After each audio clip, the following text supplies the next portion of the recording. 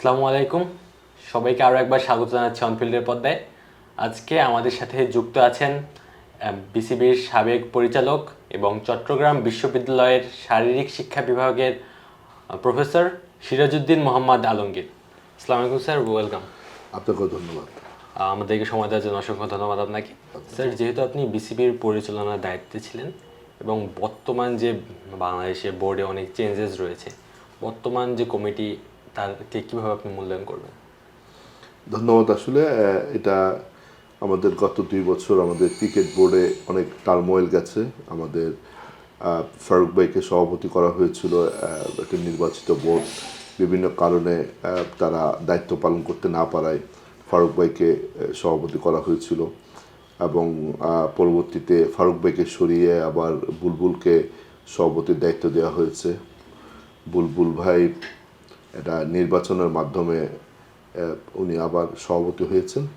যদিও এই নির্বাচন নিয়ে আমাদের পক্ষ থেকে আমাদের অনেক বক্তব্য ছিল, আমাদের অনেক অবজারভেশন ছিল।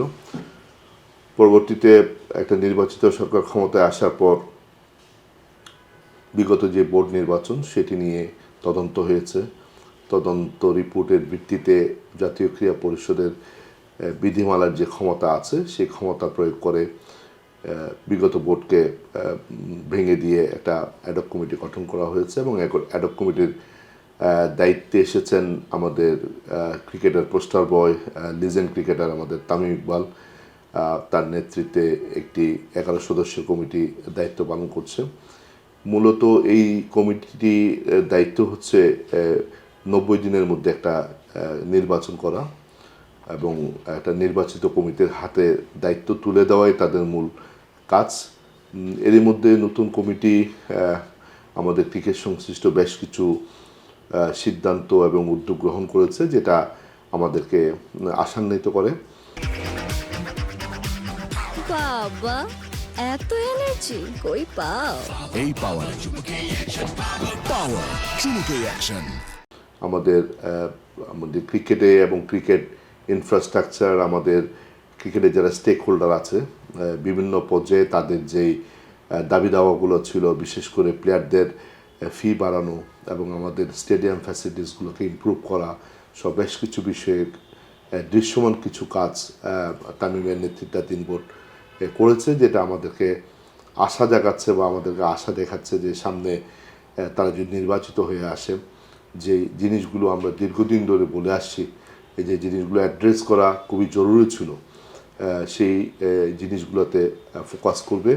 এবং আমরা প্রত্যাশা করি যে আমরা যারা জেলা বিভাগীয় ক্রীড়া সংগঠক যারা আছি, এখানে আমাদের রিজনাল ক্রিকেট অ্যাসোসিয়েশন কে গঠন করা এবং সেই রিজনাল অ্যাসোসিয়েশনকে কার্যকর করা এবং ক্রিকেটের যে ইনফ্রাস্ট্রাকচার, আমাদের ঢাকা কেন্দ্রিক যে ইনফ্রাস্ট্রাকচার আছে সেটা বাংলাদেশের প্রত্যন্ত জায়গাগুলোতে ছড়িয়ে দেওয়া এবং আমাদের যে ট্যালেন্টগুলো আছে আমাদের একেবারে ইউনিয়ন পর্যায়ে তাদেরকে তুলে আনার সঠিক প্রক্রিয়ায় হাঁটা এবং তাদেরকে প্রপারলি নার্সিং করা এবং এই ফ্যাসিলিটিসগুলোকে আমাদের ডিভিশন লেভেল পর্যন্ত পৌঁছে দেওয়া, অ্যাটলিস্ট ডিভিশন লেভেল পর্যন্ত পৌঁছে দেওয়া আমাদের দীর্ঘদিনের যে দাবিগুলো আছে।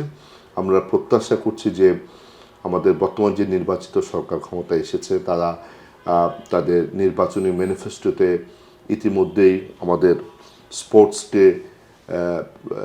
ইনক্লুড করেছে, যেটা স্বাধীনতার পর প্রথমবারের মতো কোনো রাজনৈতিক সরকারের নির্বাচনী ম্যানিফেস্টোতে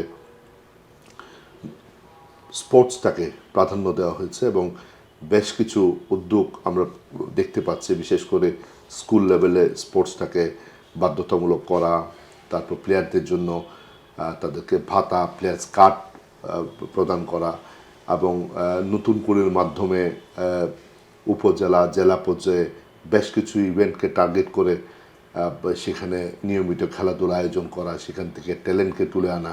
তো এই উদ্যোগগুলো প্লাস ক্রিকেট বোর্ডের সমসাময়িক যে পরিবর্তন, সব কিছু মিলে আমরা আশা দেখতে পারি, আমরা আশা দেখতে চাই যে বাংলাদেশ ক্রিকেট পাশাপাশি বাংলাদেশের অন্যান্য ক্রীড়াঙ্গনও একটা কাঙ্ক্ষিত লক্ষ্যে পৌঁছতে পারবে।